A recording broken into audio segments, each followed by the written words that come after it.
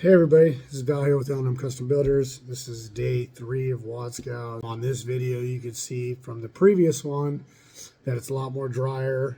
It's obviously sunnier, looks real nice. Now today is the day we are going to start forming up. So today Jordan had other stuff to do, so he actually went and worked on the other crew, and then he had some personal things he had to take care of. So today it's Braden is with us, and Boston again, of course. And we're going to start setting forms because that's what we do. So we're here to set forms and get it going. Now, inside of our footing is wet. So you'll see us wearing rain boots. You'll see us wear all got muck boots on. And you can see me right now. I'm just fine-tuning the edge so that way we can hang our, we have all our forms are 8 foot long. So we do have cut ones, but we like to keep the long ones, of course, as much as we can. So here we are. We're saying, I'm explaining what we're doing. And there we go. We get it kind of close, and then we'll beeping in. That's just how I do it. And then we have our string line up. As we go, we'll just set things up. So there you go. There we are. We're setting up our laser level. And then we'll get that. He'll beat that in right to the spot. Perfect. It's money. I like this process. This is kind of fun. And then there we go. We're off to the next one. And once you get a couple of these in, we'll go ahead and put whalers and strongbacks on. And then off our whalers and strongbacks, what we'll do is we'll put our turnbuckles off that. We like to use lots of stakes, but that's kind of our final thing. So once we get this first section or our outside section in and our footing, our inside footing, because remember we're bank pour, so we'll bank pour the outside. Again, I just like to do it that way. Lots of other people will just do your footing and then do your stem wall. I don't agree with it. We have done it because of certain ways, of certain reasons, or maybe our wall is 8 or 10 foot off. If we have a daylight basement, or in that instance, we would do that too, because obviously, why add to your stress? But in this case, 2 foot wall, come on. We're just setting our forms. It's easy peasy. We'll do the outside first, you see us, and then we'll come back and do all our steel work, get that all in, and then double up. And then at that point, we'll put cleats going across the top, which you'll see. I'll show you guys in videos, but I just go over the process. But that's what we're doing today. So in any future, so look, I put stakes. I like to have stakes every 2 feet, again, to get these things up, forms up. So as we have our string line there, our string lines tell us where we should set our forms and our stakes. So that's why I like to have 2 or 3 guys, at least 3 guys sometimes doing this process, at least to start, because really we're putting these up in the air for a minute, and you can see us here putting turnbuckles on, and we're straightening it to the line that we had set the first day. So, and that's a constant check, right? So you're just constantly checking the line, making sure you're good. And then what we'll do is you see us go forward and then come back, and then go forward and come back. So we do a little bit of that for a while. But once you start getting this thing up and you get a couple walls up, the thing gets just locked solid. It's a pretty good, easy way. And all those stakes that are above the forms right now, we'll come back and cut. And maybe we can use them for cleats over the top. That's a bonus. If not, whatever. It's wood. We're wood butchers, right? So whatever gets the job done. This was an absolute beautiful day.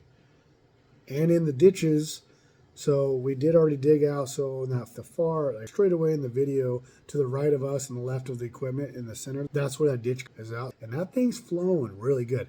So we still have groundwater that's perking into our ditch, but it's just a few inches at the most in the middle of footing now. It was full, now it's not. Is it still? Yes, it's still going in. This day is still water still coming out of the ground and going out of our ditch. Super amazing how much water was in there. But drains, it packs. The ground is super packed. It's not like clay where it's just slippery and sticks to everything. It's really nice ground, I think, as I've seen. I know some previous projects, we had that black mud clay. Bad stuff, right? Can't get it out of your bucket. Can't build on it, right? I know in some plans previous, this says that if you widen out your footing, you can actually build on that. But we've always gotten engineering in our area, Pinnacle Engineering. Shout out to Pinnacle Engineering. Matt over there, they'll come out, and then they did some test bores, and in that situation we had to end up it was 5 feet deep.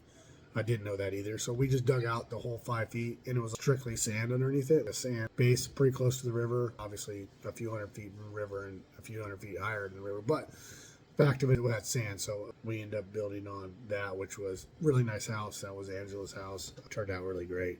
But they'll never have a problem with sheetrock cracking or nothing because we went that extra mile and got that done. Again, on the plans, it said we just had to widen the footing and then get them.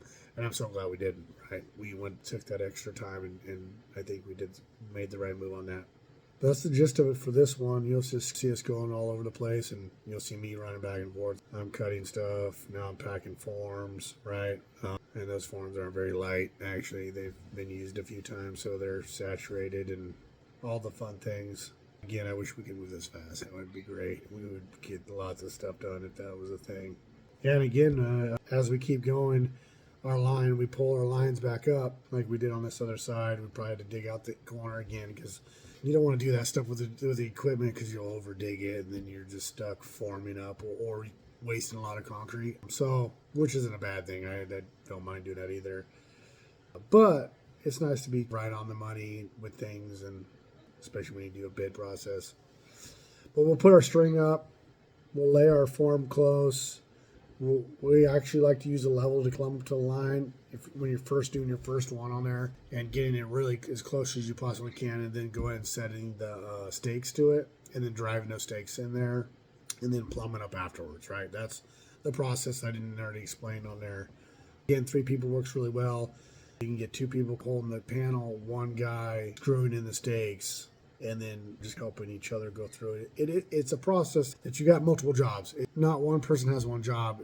Everybody's got at least 2 or 3 jobs in doing this, because you pick it up, you hold it, you screw it in, you move to the other one, you beep, you smack it down, you're putting whalers on, and then it's just with the crew doing this, you just got to be working with guys it's either you tell them exactly how to do it over and over, or you're very verbal and you talk them through it. It's for our future guys that are going to be watching this video. Being very vocal is what you need to do, and telling your guys, your coworkers, hey, this is what's expected.